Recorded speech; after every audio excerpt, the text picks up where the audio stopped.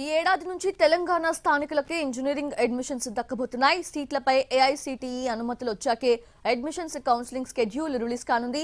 2025-26 విద్యా సంవత్సరం నుంచి అడ్మిషన్స్ ఎలిజిబిలిటీ క్రైటీరియా మారనుంది.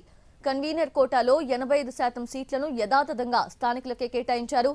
మిగిలిన 15% స్థానికేతర కోటా సీట్లను కూడా తెలంగాణ మూలాలున్న కుటుంబాల్లోని విద్యార్థులకు మాత్రమే కేటాయిస్తూ నిర్ణయం తీసుకున్నారు. అయితే తెలంగాణ విద్యార్థి లేదా వారి తల్లిదండ్రులు తెలంగాణలో 10 ఏళ్లు నివాసం ఉండిన వారై ఉండాలి.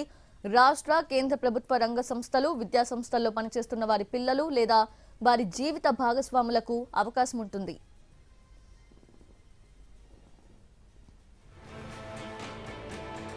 ఈసారి ఇంజనీరింగ్ వృత్తి విద్యా కాలేజెస్లో ఫీజెస్ పెరగనున్నాయి. EAPCET admissions counselling schedule colleges వాటిలో సీట్లపై ఏఐసిటిఈ అనుమతి వచ్చాక విడుదల చేస్తామని సంబంధిత అధికారులు అంటున్నారు.